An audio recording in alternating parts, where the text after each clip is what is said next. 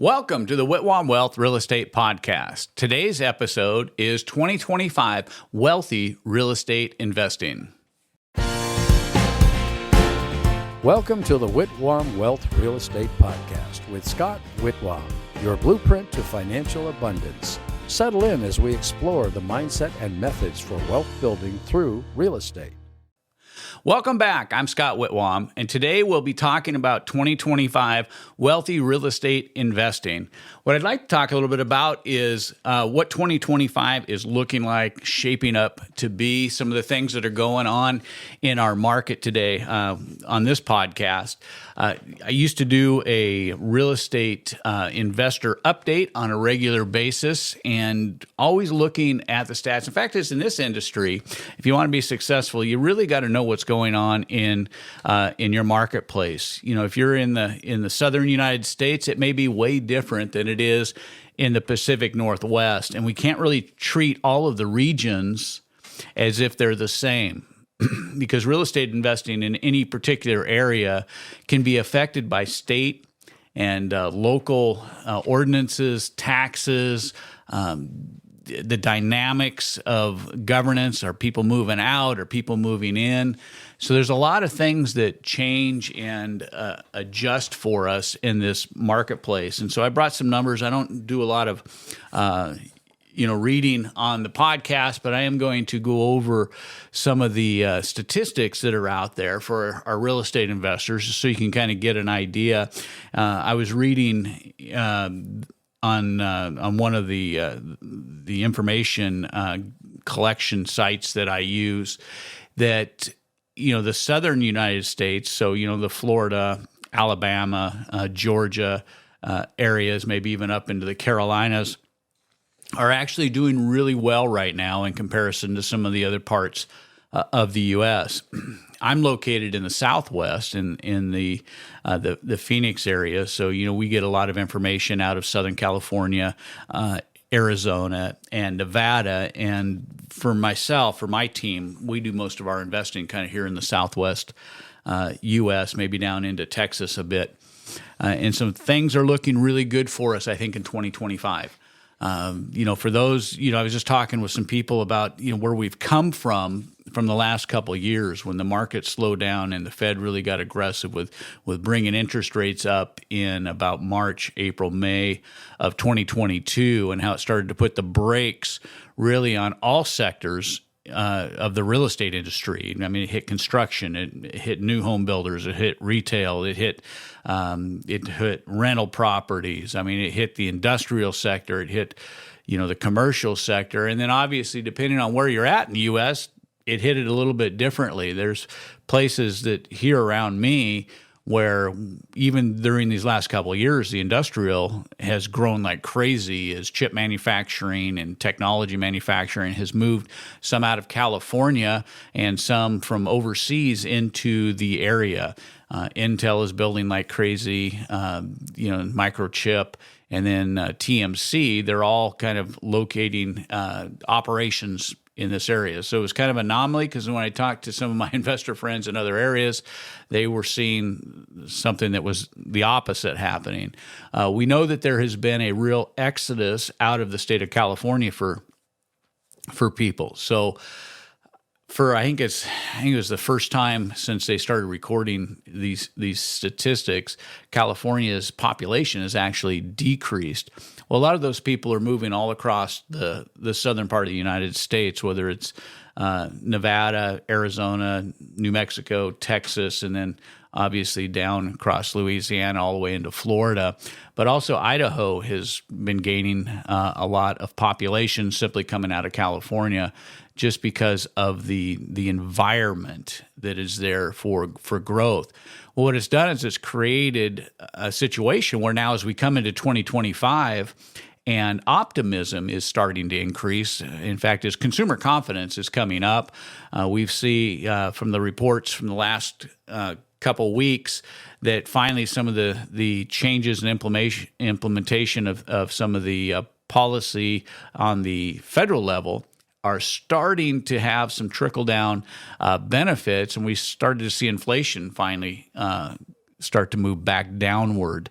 after months of ticking up again. Even though we were told the economy was good, inflation continued to rise. The Fed had overcorrected. Interest rates for homes and mortgages went up, but we're now starting to see a pullback on the inflationary rate. One of the other things that's a really interesting factor that we're dealing with right now is that it's a small percentage when you look at it, the total population, but there's a shrinking in government. We've done some podcasts about Doge and how it's affecting the real estate investing market.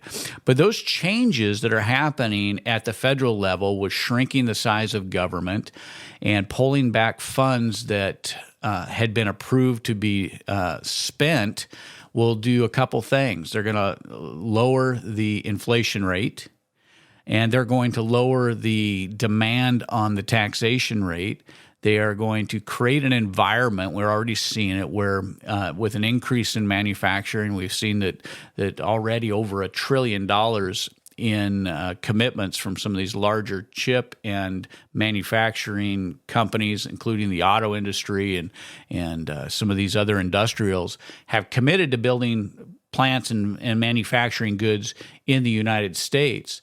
Also, we see on the energy side of things that the policies that have been implemented, this drill baby drill mentality, is starting to come back. And I saw one of the CEOs of one of the major pipelines say that they're within a few weeks now of being completely operational and ready to go again.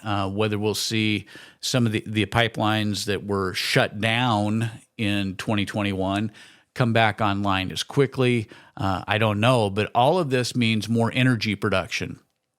In 2022, I have several people who worked in the oil industry, whether it was Wyoming, the Dakotas, or in Texas.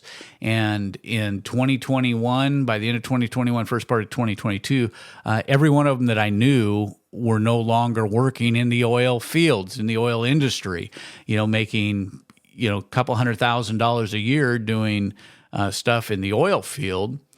And now they had to take alternative jobs, sub $100,000. They had to find some other options that were sub $100,000 in order to, take care of their financial needs. Well, that's a huge hit, and there was an entire industry like that. Entire cities had been built in these areas in order to support the oil industry and the energy industry, the natural gas, and some of these other industries, and those are coming back. And so what that'll mean is we'll see high-paying jobs again in this industry, and these exports are going to bring more money back into the U.S. and deal with our trade deficit. All of that means that as a whole, people are going to have disposable income. They're going to have we'll say lendable income. They're going to have income where they can go out and make transactions and purchase houses again, and it's going to increase the market. We're already starting to see those changes, and with the increase in consumer confidence, we're seeing more home inventory on the market. I have a report here from the department. It's from HUD. It's from the U.S. Housing Department. They were talking about residential construction. One of the things I thought was really interesting is the amount of new completed homes coming on the market in February, up 7.1%. So that means more inventory is becoming available. And one of the things about inventory, we've had such low inventory for so long, it gives buyers now options. There's something else happening in the marketplace that coincides with not only having a more robust inventory, and if any of you guys out there are, realtors in the real estate industry, have access to real estate statistics in the areas in which you're investing, what we're seeing all across the U.S. is we're seeing the numbers start to come up. And obviously, in some of these areas that are a little bit more robust currently in the South, we're seeing the inventory levels start to increase. And now we're seeing buyers start to come back in the marketplace because interest rates have actually been on the decline. The bond market has started to turn, I wouldn't say dramatically or drastically. It isn't like the bottom's falling out of the bond market, but the bond market has started to change a little bit. back in September when the Fed lowered interest rates, we saw the bond market take kind of a nosedive real quick along with the Fed rate. But then it became very evident that the information that the Fed was acting on was wrong. And when the Biden administration revised their numbers, they were horrible. And we started seeing interest rates go up very quickly, all the way up to the 7% line for a median interest rate across the U.S., according to Freddie Mac. But what we're seeing now is that the bond rates started to pull back a little bit the last couple weeks. We're starting to see better interest rates in the marketplace. Week on week, they were pretty flat, but Freddie Mac was advertising the rates were down like at 6.65% on a 30-year fixed mortgage. Well, that's much better than 7%. It can mean the difference between affordability and non-affordability for buyers. So it's bringing some buyers back into the marketplace. Why is that great? Well, if you're a wholesaler, if you're a buy and flip guy, even if you're in the buy and hold market, this is all extremely good news because we need inventory to turn over. And when interest rates drop and people start to move out of some of these multifamily homes, it opens up some more opportunities. They will be backfilled. I think you're going to see people moving out of mom and dad's house. You're going to see people moving out of grandma's basement again. You're going to see people who have been, co-living, where you got multiple families living in one home. You're going to start to see that change, especially as the job market gets good, because a lot of the jobs that we saw created in the last year or 2 years were all in the government sector. They were a lot of them were with non-U.S. based residents. But what you're going to start to see is you're going to start to see these people who had 2 or 3 jobs, who are working a lot of part-time jobs in order to keep the bills paid. You're going to see them get more solid manufacturing, more solid opportunity jobs that are going to bring stable income, and they're going to get back to working 40 to 50 hours a week instead of 50 and 60 and 70 hours a week to support their families, with higher disposable income, which means they're going to come back in. And that means they're going to start to buy our flips. They're going to start to buy the properties that are being sold through just regular real estate transactions. And anytime either of those are moving, it increases the real estate wholesale market. And we start to see, too, when real estate starts moving, that oftentimes buyers who have been holding on, even with properties that need to be disposed of for cash, need to be disposed of because they've got some title complications and stuff, that more of those are going to open up. So I think you're going to see the wholesale market start to open up a bit, along with the opportunities to flip homes. One of the things in the area where we're at, and I mentioned in the Southwest here, that I would say over the last 2 to 3 weeks, I've started to see a reset in wholesale pricing on properties that are coming across, much more reasonable for the small flip guy who's doing 12 or less flips a year, where he can pick up a home, remodel it, put it on the market, and sell it. I think with a little bit pullback in what we're seeing on some of the wholesalers, some of the I would say more experienced wholesalers, on their acquisition price to ARV, is going to help a lot of these smaller wholesalers or smaller flip guys who have been out of this market. And I know that I've talked to them because we meet at investor meetings, and get a chance to talk to some of these guys in groups and go through this. And a lot of them are just been sitting on the sidelines waiting. But I think we're starting to see that as we turning here in 2025, that there's some wealth opportunities for some of these people that have been on the sidelines, and it's all good for us. I really am a proponent that competition actually builds opportunity for all of us. It's the same reason why I guess the concept of a mall, the reason why you put all these retailers together in one place, is because if somebody's going to the Bon Marché, they're likely to go to a Macy's also, but then they're also likely to go to, a chain restaurant while they're there, and then they're going to see, maybe a J.C. Penney's, a Sears, and if either of those are even still open anymore, but they're going to have that competition actually brings more people together into the area. Well, it's the same thing for us. As this market begins to move, you get a feeding frenzy, which actually filters down to the common homeowner, and they see opportunities now to dispose of their properties. They see some profit potentials and the ability to now move to a place that they wanted to go. Don't forget, like we talked about over the last few podcasts this year, there is a lot of pent-up buyer frustration. There's a lot of people who would like to be home buyers, and they're just waiting for a couple things. Homes to get more affordable, which means for prices to kind of level off. In most of the country, we're seeing very small price increases, if any at all. We're waiting for higher inventory, which we're starting to see, and we're looking for lower interest rates, which we are starting to see. And I think that we're going to be kind of in a place where this is going to be the trend based on what we're seeing again in the bond market and the stock market. I think there's some really good opportunities out here for wealth for us, some opportunities to take advantage of this market before it gets too crazy.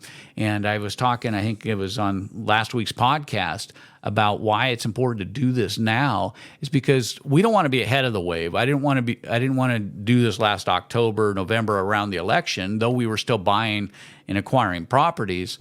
We just weren't on full scale attack.